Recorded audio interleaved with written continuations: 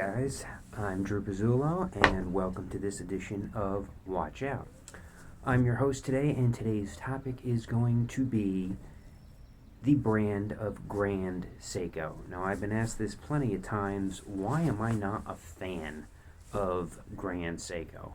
There are plenty of reasons, and it happened to coincide with a recent article that came out about 3 reasons why you should not buy Grand Seiko. And they do coincide with the reasons that I am not a fan of Grand Seiko as well. And let's talk about the reasons that they suggest, and then my particular reason on why I'm no big aficionado of this brand. Number one, the article expresses that it's not Swiss. That is true. Grand Seiko is not Swiss. It's a Japanese company from Japan, obviously, and its whole history is based on Seiko. Obviously, the parent company Seiko owns Grand Seiko, and both of these companies are a Japanese brand, which is not Swiss. So if you are a Swiss lover, as am I, of the Swiss watchmaking and the history and everything that goes along with the watch industry, the Swiss watch industry, and all the brands that make up that conglomerate, you're not going to be a big fan of Grand Seiko. Number two, the article goes on to say that basically Grand Seiko, its main contribution to the watch industry and its history is almost bankrupting all of the Swiss brands in 1969 when they invented the quartz movement and caused the quartz crisis of the late 70s. That bankrupted a lot of different companies, Swiss companies, such as companies like Enicar and Benros, and I can go on and on, that caused Swiss companies to either, number one, basically go flat out bankrupt, number two, sell off their name, or number three, join a conglomerate such as the Swatch Company or other big conglomerate groups that are out there, like Richemont, or the ones that are out there these days, just to save themselves because of the quartz movement.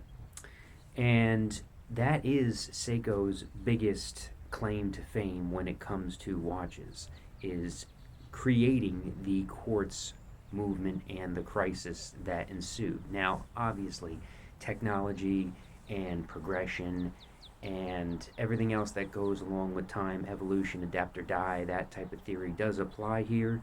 It did make some things better, it did make some things worse, but they're two different philosophies. Either you believe in the quartz movement and technology, or you believe in the Swiss making watch, which is based on hand wind, which went into automatic movements and building it by hand. I am of the Swiss time, basically of the Swiss mindset of you should make it by hand and you should build it by hand. They're a lot more reliable, and it's almost like a piece of art as opposed to technology in this aspect. It's no different than, do you prefer a gas car as opposed to an electric car? Two different types of technologies. And that's the third point that this article brings up, is basically Grand Seiko and Seiko are tied to this quartz technology. They are a very electrified type of company. They believe in their technology because that's what they were built upon, that's what gave them their fame, and it's something that defines them. So they're going to double down on their technology. All their technology is based on their quartz frame. So they have several watches that are auto quartz, they have some that are kinetic, they have some that are solar. It all ties into their quartz movement. And even their automatic timepieces, again, they're not going to be based off the frame of a Swiss mindset, which is built on automatics and hand wind. So it's more the pieces of art versus the technology, whereas Seiko wants to go with technology and they want to move innovation further through their own technology, which they created. And if you're them, they should. That's their claim to fame, but it's not my claim to fame. So, which brings me to the final point of why would I not wear a Grand Seiko? Well, for all of those points mentioned above that the article does um, interject and gives you a good, healthy view of negatives to buying a Grand Seiko. Now, in terms of value,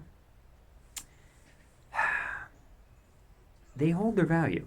Okay, Grand Seikos. Now, here's the problem with Grand Seiko. My biggest thing is if I'm going to spend anywhere from $2,000 to $20,000 for a watch, it's sure as hell not going to be a Grand Seiko I'm going to be putting my money into. Number one, like value isn't bad. They hold a decent amount of value because they have a large base of customers that love their technology on this side of the aisle. So you're really not going to lose on the value aspect of it. Do they increase in value? No, not like Rolex or Patek or any of those. But they don't really lose a value. After they come down, they take their initial hit like most watch brands. They keep their value. They hold their value. That's not the problem. And the issue isn't their accuracy. They're actually extremely accurate and they do an exceptional job with their technology in making their watches very reliable, dependable, and sturdy. That isn't the issue. My biggest issue is if I'm going to spend this amount of money, which Grand Seiko loves to charge, it's not going to be on a Grand Seiko, which isn't even Swiss. I'm throwing $10,000 or $20,000 on a Rolex, on an AP, on Cartier, on Breitling, on Omega, you name it. I mean, we can keep going on and on and on. Ulysse Nardin, I mean, JLC, Vacheron. Okay, a lot of these are in my collection already. Being the watch aficionado I am, I like to keep it that way. The other thing that I was talking about with my friend Charlie, who's been on previous episodes with me last night at a Barry Manilow concert, was the fact that if you were going to make a watch like Grand Seiko, a spin-off company of the parent company, which Grand Seiko is, why would you name it the same name? Sorry about that.